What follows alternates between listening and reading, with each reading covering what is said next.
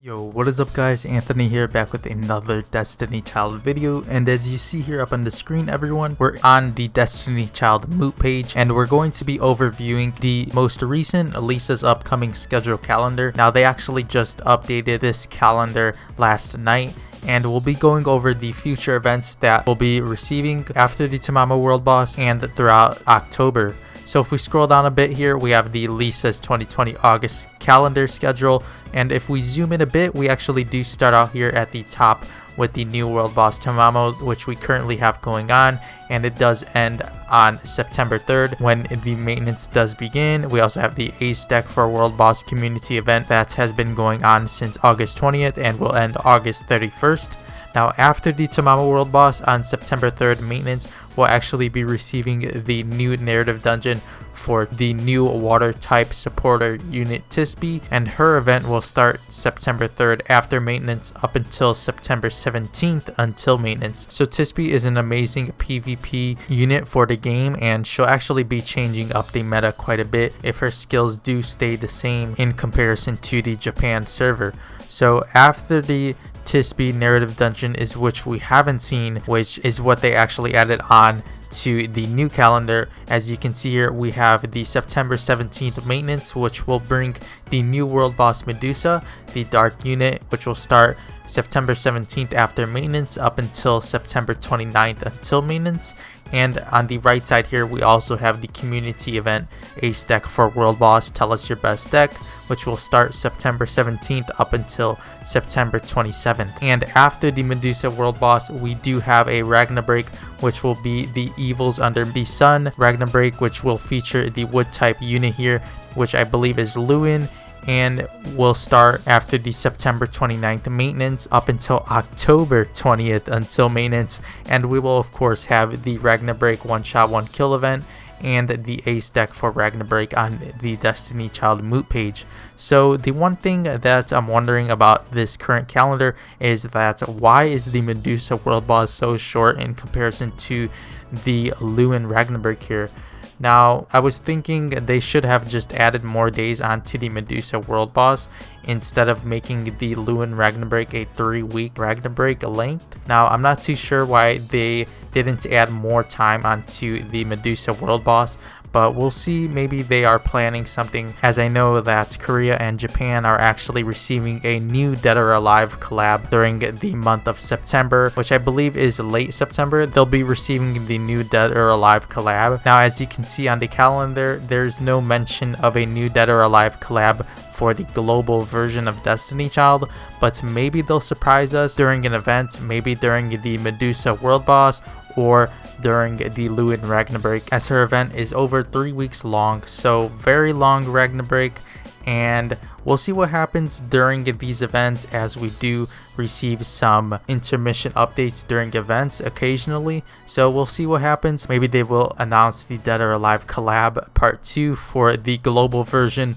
but we'll have to see when these events do roll out. But for now, we'll be continuing the World Boss Tamamo up until September 3rd, and then we'll go into the new Tisby narrative dungeon, and then we'll continue on to the Medusa World Boss and the Ruin Ragnarok here throughout October. So a pretty decent Lisa's August schedule calendar here, as the events do seem pretty good. Ragnarok is amazing for collecting gold, units, etc. So not too bad of a calendar. We'll have to see if they change anything up. But without further ado, we'll actually be going over the featured units in comparison to the Japan server. So we'll be going over Medusa as well as the Ruin here. So first up here everyone, as you can see here up on the screen right now, we have Medusa. You can see a picture of her on the left side here, and we have her tiers and skills here on the right side. So we have the 5-star debuffer dark unit. Her tiers for the Japan server are currently a 6 in PvE, 6 in PvP, Raid, which is Ragnarok, a 3, and World Boss a 3. So overall, not an amazing unit, and I'm hoping they do change her kit up quite a bit, as it would be kind of pointless to bring over her if we aren't receiving a decently skilled unit. So As we can see here, for her leader skill, we have debuff evasion minus 15% for light type enemies. Her auto attack deals 101 damage, nothing too special. Her tap skill deals 390 damage to target, attack minus 12% to target for 10 seconds long.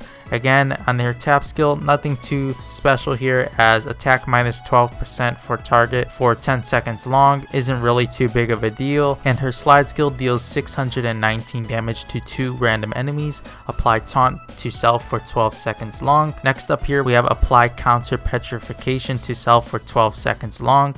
As you can see here, 70% chance to apply petrify, unable to act for 10 seconds or after being hit one time, enemies that attack Medusa. So decent slide skill, maybe some potential for PvP if it is buffed a bit, but you do have to keep in mind that we still do have Moa in the game, which is a very strong petrify unit. As for Medusa's drive skill here, we have deal 4,837 damage to 3 enemies, plus 500 additional damage to petrified targets, and a 90% chance to petrify 2 targets. So a decent drive skill there, as she does have a 90% chance to petrify, and we also have the additional damage for petrified targets, and her drive skill is actually applied to 3 enemies, so a potential chance to have 3 units petrified on the enemy team.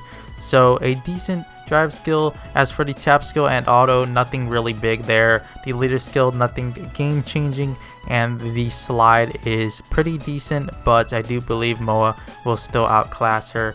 So not too great of a unit unless they do change her a bit for the global version, but we'll have to see what happens when she does arrive. Next up here, we have the Piercing Ruin, a 5-star wood type attacker unit. As for her ratings, she actually is better than the Medusa. We have PvE a 7, PvP an 8, Ragnarok a 7, and World Boss a 7. So overall, a decent good character for the game. We have her leader skill here, which is wood type ally slide skill damage plus 10%. So maybe some use for this leader skill in the Ragnarok, but I'm not too sure about that. As for her auto attack, it deals 113 auto attack damage.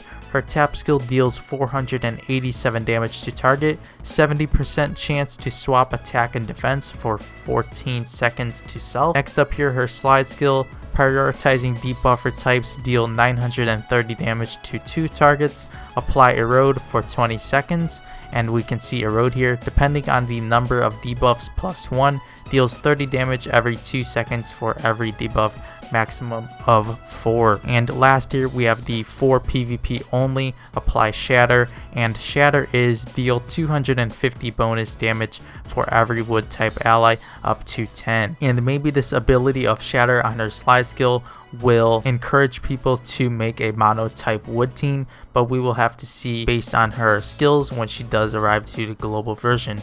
As for her drive skill, a pretty standard drive skill here, as she does deal 2,539 damage to 4 random enemies. So overall, a decent unit. Maybe she'll find some use in the PvP side, as well as the Ragnarok, World Boss, and PvE sides of the game. But overall, way better than the Medusa and her kit. And we'll have to see if Medusa is changed up a bit, or the new Ruin as well when they do arrive to the global version. Alright everyone, so that'll be it for today's Destiny Child video. Make sure to let me know in the comment section below what you think of the recently announced events that will be coming to the global version of Destiny Child. But before you go everyone, I just wanted to give you all a huge thank you, as yesterday we actually surpassed the 500 subscriber milestone here on the channel. So a huge thank you to all of you who come and spend your time here on the channel. I appreciate all of the support on the videos very much, and I'm very happy with the community we've built up so far here on the YouTube channel, as well as the YouTube channel's Discord server.